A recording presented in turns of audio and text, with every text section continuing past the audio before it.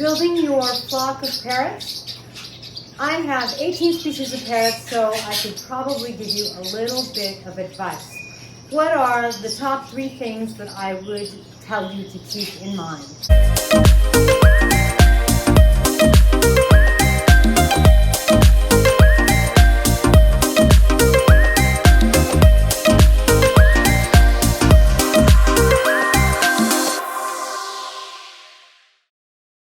Hi, I'm Kaylin, the author of the Parrot Bliss Bond. Please be sure to get your copy on Amazon.com so that you have your handbook and you know everything that you need to provide a quality life for your parrot so you can then have quantities of bliss.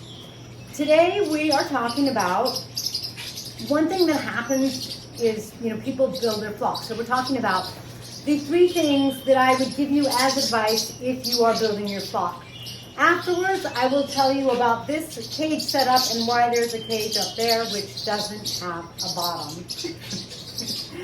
All right, so number 1, one of the things that happens is I think that parrots are like the Borg, if you ever watch Star Trek, and they sort of take over your mind even though you don't know it, because I've seen men that are joking saying that you go from having 1 parrot, 2 parrots to 17.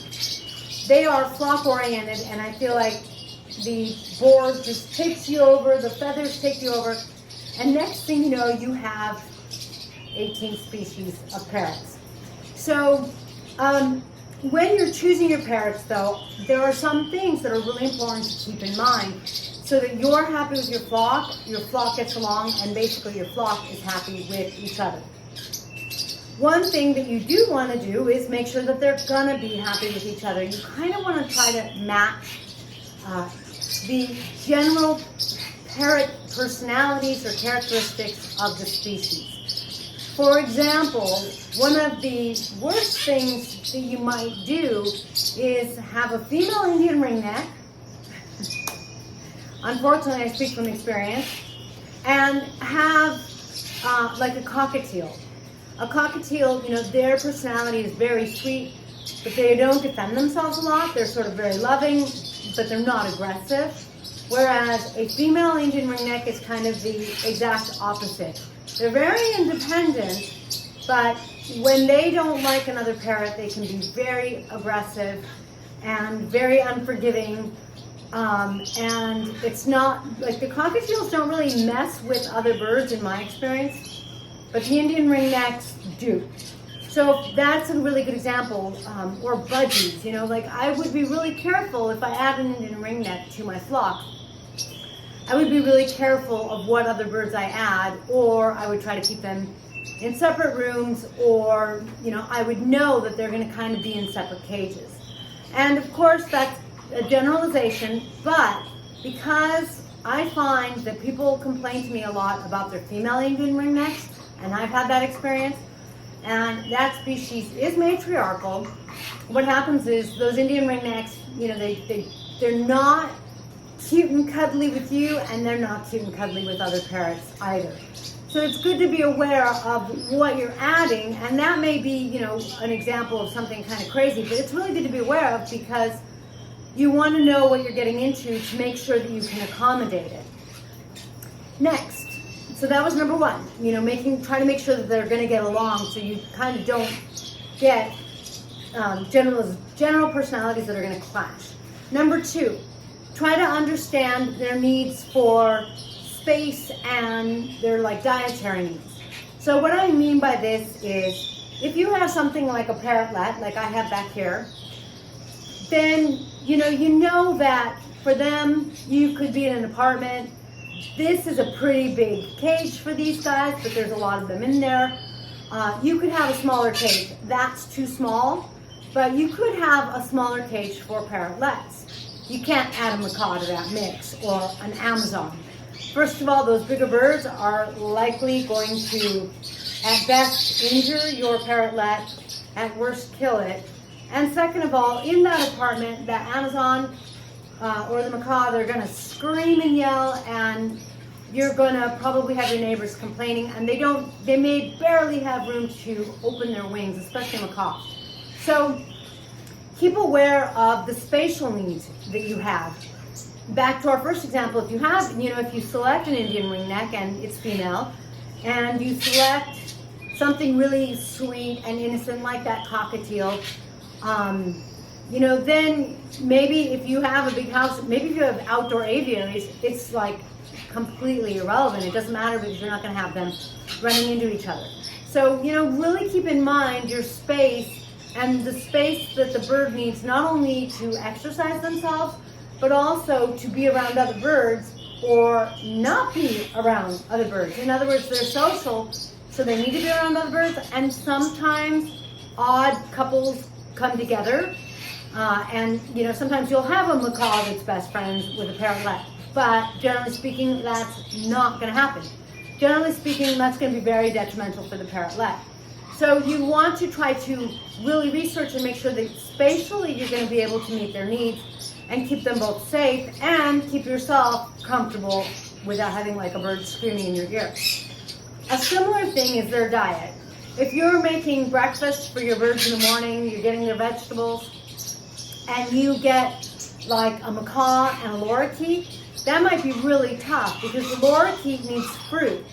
And the macaw can have some fruit, but the macaw is really supposed to have vegetables like broccoli and orange vegetables, and then like sweet potato, plus nuts. They need nut fat. Maybe you're giving them some walnuts. So if you have another example, if you have an Amazon and a macaw, that it's going to be really hard to have those nuts available for your macaw because the Amazon shouldn't be eating those nuts. The Amazon is prone to becoming overweight.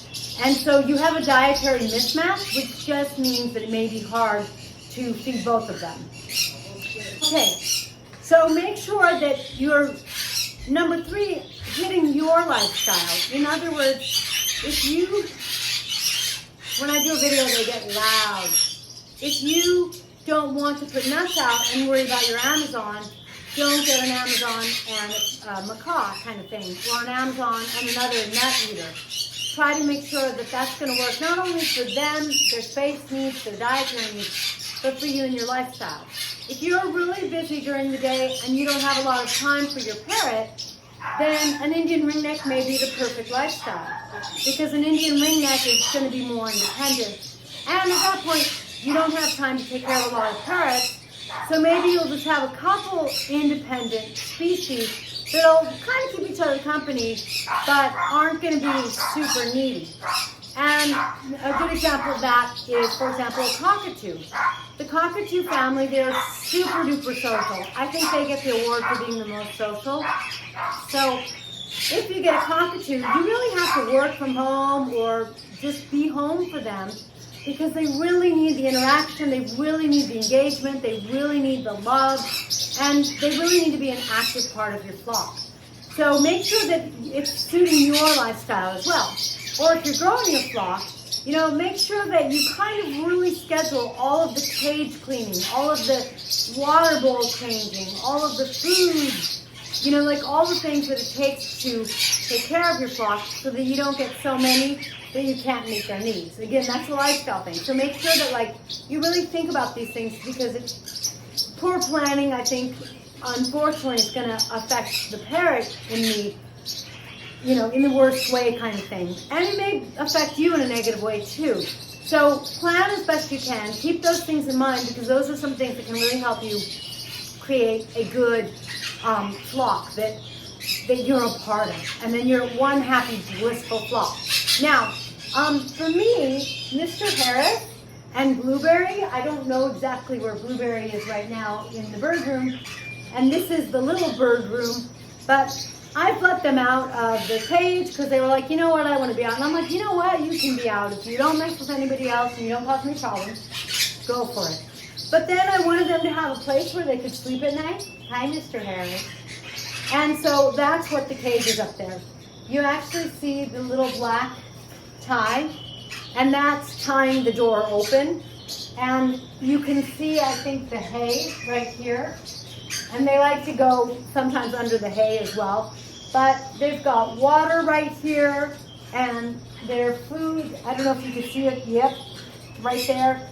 So that's why, I mean, they like to hang out with the other parrots, but it was a little too close for comfort for them. So, you know, that's another thing, like you always want to be able to meet your parrot's needs. So maybe as a bonus, make sure you have enough parrots that you can really keep your eye on them. Keep your eye on how they're eating, how their poops are looking, because that's a really good indicator of their health. You know, if they're having fun, if they need more toys, being able to just observe your parrot, watch them, and assess how they're doing and what they need and meet those needs is really critical too.